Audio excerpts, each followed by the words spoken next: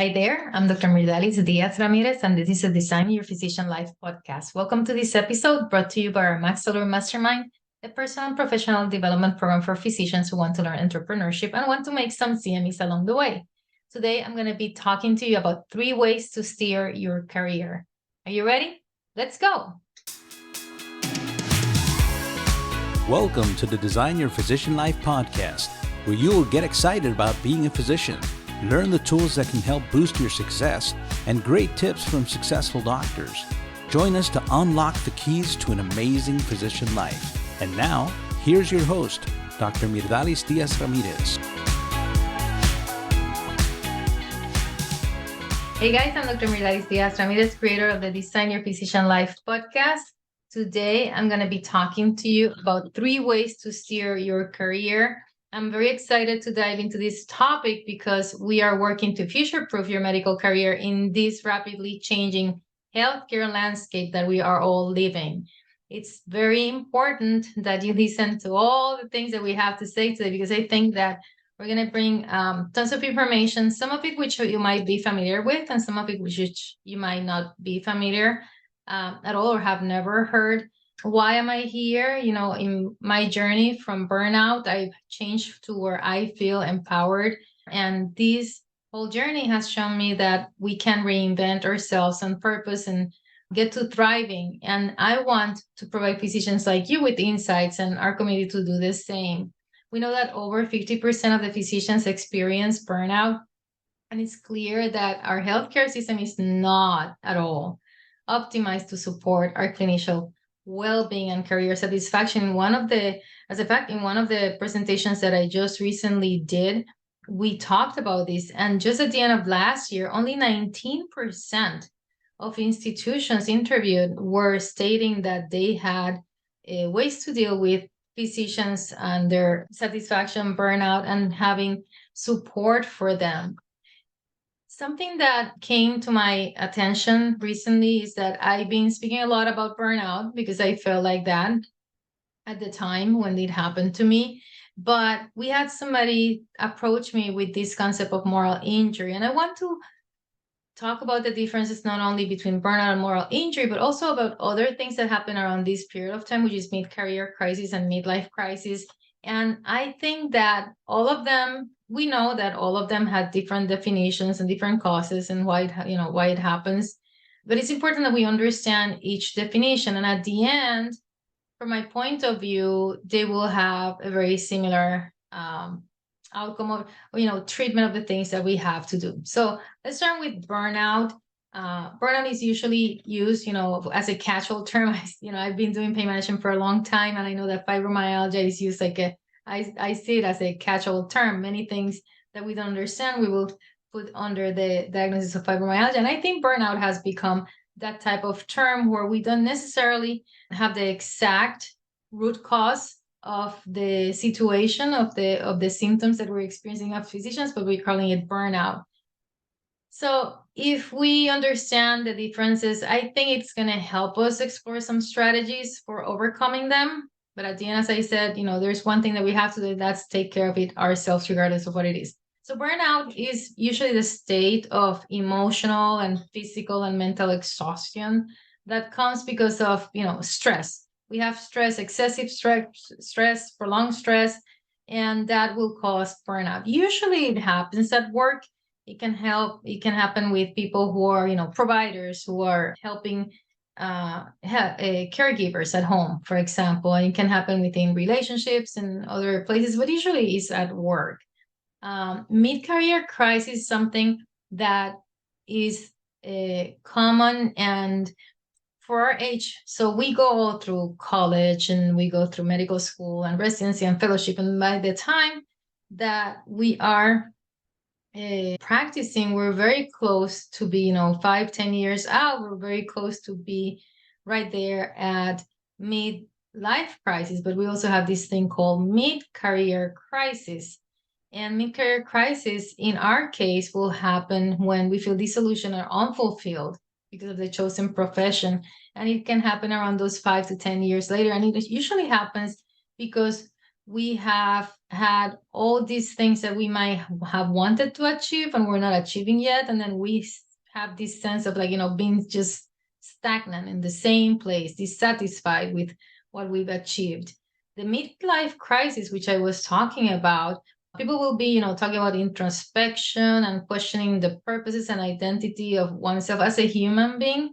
And because time is passing and we once again might not have certain dreams or that we have not been able to achieve, or regrets that we might have from the past. And that, I have to tell you, a lot of it is hormonal, right? We're getting to our 40s, and our hormones start dwindling down, our body's changing, and then all these things can become together and be confounding each other. And, we can all call it burnout, as I've said. One important topic, as I said, that somebody was talking to me earlier was this one of moral injury. And moral injury is more the psychological distress of when we as physicians, we're in a system that really we feel like is forcing us to act against what our own ethical principles are. We have external pressures and constraints within our healthcare system. And this is something that is something that's done to us, right? We feel that the system is really injuring us. If we think, that we believe in providing equal, affordable health care to everybody, then we're denied. We have prior authorization denial, and we don't have the resources, and administration is telling us something, and we believe that the systems or the procedures should be extremely different because those suggestions don't go with the ways that we were trained. Then we're thinking more about that moral injury, and then that stress becomes stress prolonged for a period of time, which then might lead to burnout. So in this conversation that I was having online with this particular physician, it was clear that they felt the need to express that this was an external situation that was imposed on physicians, causing moral injury. And I have to tell you, I've been a physician for over 20 years, and I've seen the evolution or the devolution of medicine. And for better or for worse, there were certain things that we gave away, for because we wanted to be physicians and we did not want to have to deal with this or that. We wanted to take care of more patients, so we then started recruiting people who might not have the same education as we have, and then we have now we have created this situation. And I say physicians in general, not because it's your generation. I think as generations prior to even us, this was developing, and now we're in this situation where healthcare is way different than what it was 20 years ago. Regardless of burnout or moral injury or midlife crisis or mid-career crisis, call it whatever it is, we are often feeling powerless and frustrated by the limitations that we're facing in our profession. We feel like, this is something that's been imposed to us. And as I said, I was talking recently about similar topics at a physicians conference. And one of the things that we learned there is like, let's talk about happiness. Happiness, 50% of it is determined by our genes. 10% is for what happens from the outside, and 40% is what we do about it. So if we put it in that context, and then we talk about whatever it is, if it's moral injury, midlife crisis, mid-career crisis, burnout, whatever it is, that would go in the 10% of determinants for happiness. We still have a 40% that we can act upon. So that's the thing that I tell you when I'm saying, regardless of what it is, if it's moral injury or burnout, it's system or within whatever's happening, we still must take action regardless of what's happening. We cannot let others take care of our future, right? We can change our mindset, and from this way of feeling disempowered victim to activate a creator of the career we desire. And I know that you're gonna tell me, oh, but the system is still there. And I know that the system is still there. But if you look around, for those of us who have hospitals, for example, where you have a physician lounge, and you look around in that physician lounge, you'll see physicians who are very happy, and you'll see physicians who are content, and physicians who are less happy, and physicians who are extremely unhappy, right? And as I said, 50% of our happiness will be determined by genetics, so there's a component to that. 10% about the circumstances, and that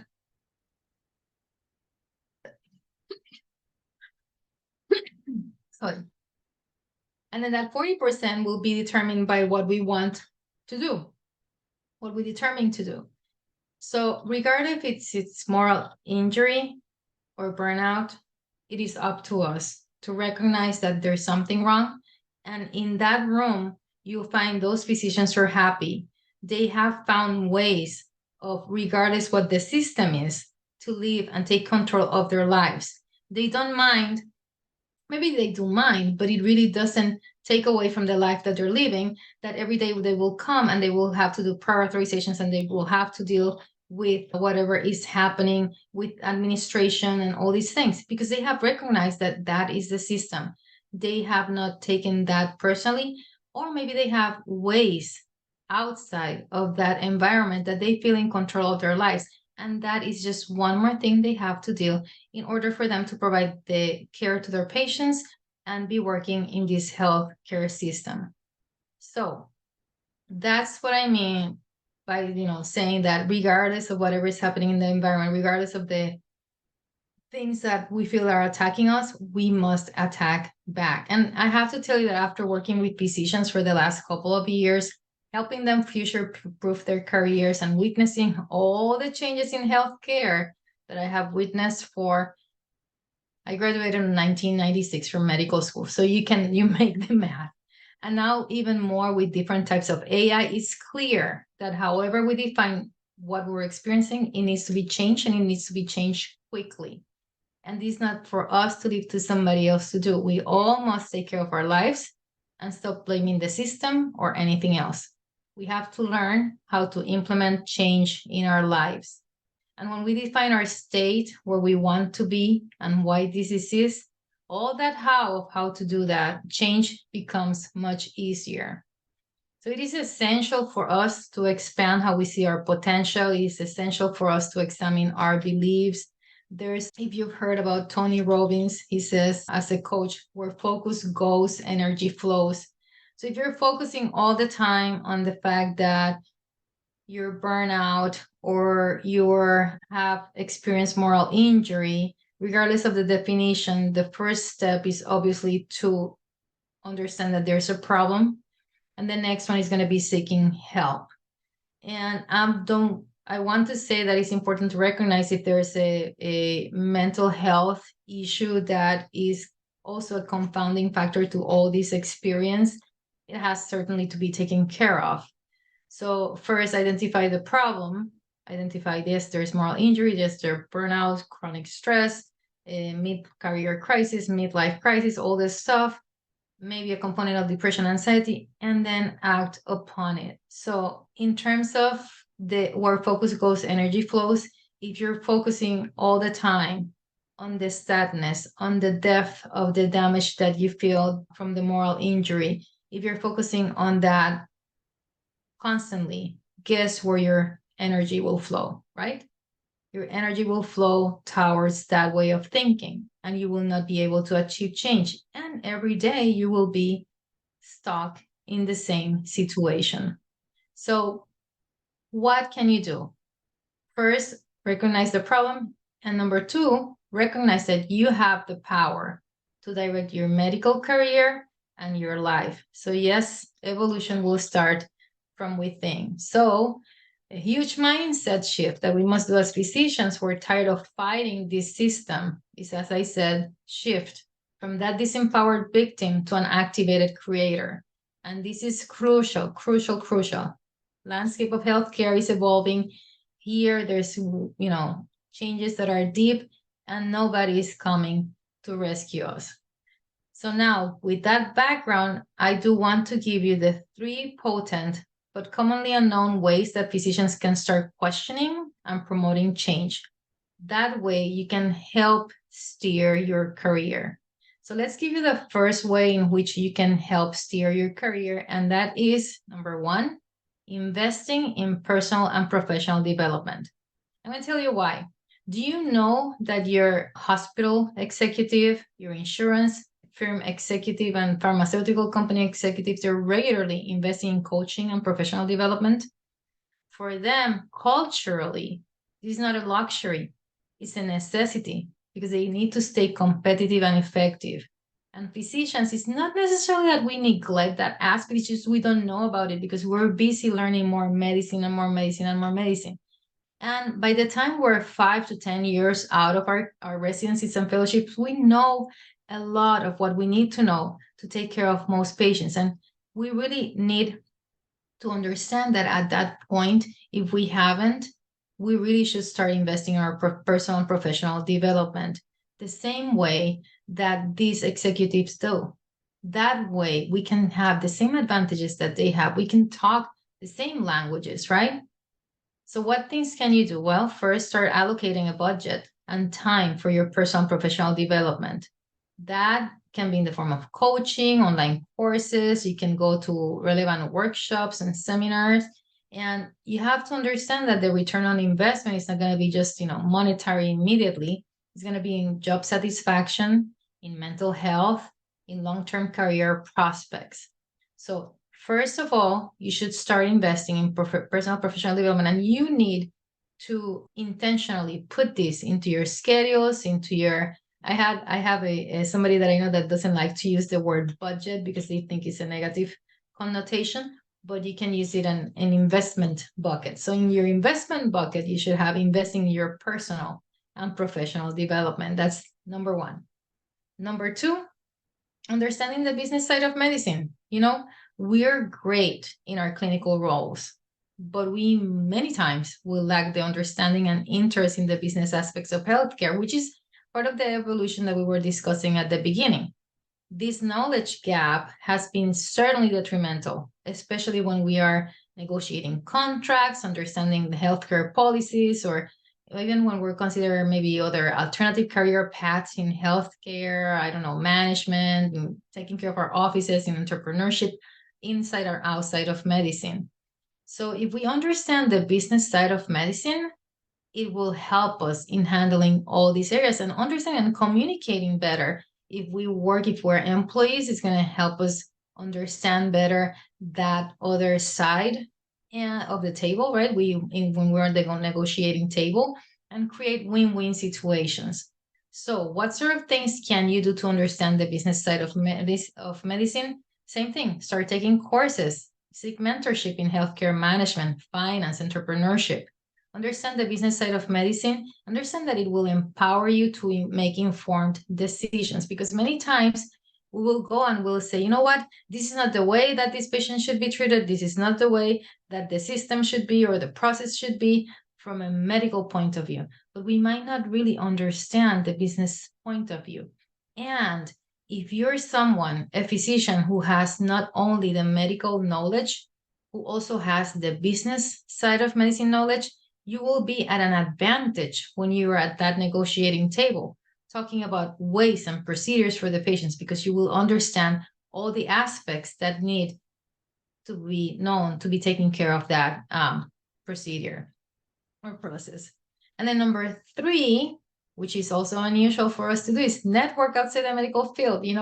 We go through medicine and it's so involved, and medicine is all we have to know for so many years. And that's true, acquiring that knowledge, acquiring that experience for us to be leaders in our fields is like of utmost importance, right?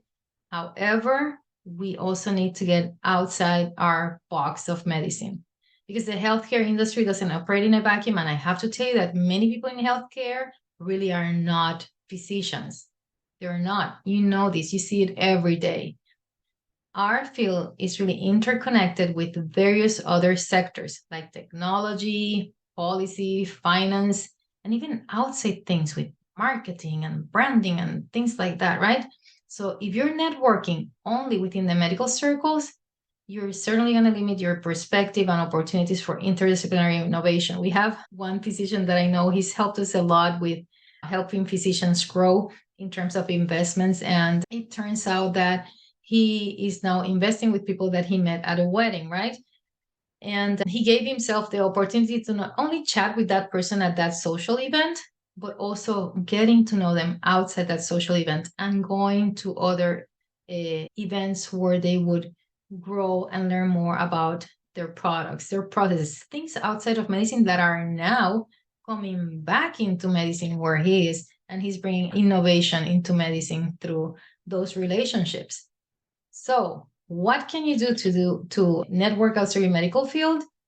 Actively seek to attend these events, webinars, or social functions that are not strictly medical. And it doesn't matter that if you're an introvert or an extrovert, if you interact with professionals from other fields, especially nowadays with AI, right? Artificial intelligence, data science, and even public policy, it will make you richer. It will make your experience better. It will give you other ways where you can expand and be in control of your life. So it broadens your perspective, and it also opens doors to collaborative opportunities that can certainly future proof your career.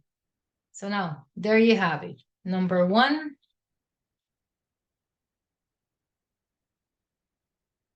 invest in your personal and professional development. Number two, understand the business side of medicine. And number three, network outside the medical field. I have to tell you that the future of healthcare will require us physicians to be agile, moving, be entrepreneurial, and be adaptable. And by leading this change ourselves, we will be able to get to shape it into something that really fulfills us rather than frustrating us. I want to tell you that you are in the driver's seat, and where you choose to steer your career next or not is up to you. It's up to you to apply these gifts that you have, the experience that you have to create a practice and a life aligned with your values. All these are your choices. I hope that you have a great day, that you have learned something today, and I will be more than happy to work with you in our Max Salary Mastermind. Have a great day. Hey guys, that was it for today. I hope that you had fun with our topic. Please visit our website, maxsalure.com, maxallure. If you want a discovery call with me in the website, you will find a link for discovery call. Please sign up there, and I'll be more than happy to talk to you, talk about your future, talk about your present, talk about where you would like to be and change your life. I hope you subscribe to this podcast, Design Your Physician Life. Give us 5 stars, share with everybody, and share our YouTube channel called Max Salure Mastermind. Have a great day. Please remember that Design is not providing specific financial, medical, or career advice. Our only intent is to stimulate your appetite for growth by sharing our experience and those of our speakers, coaches, and guests. Your personal growth and success will be unique to your circumstances and your hard work. We sincerely hope you enjoyed the show and look forward to seeing you next week.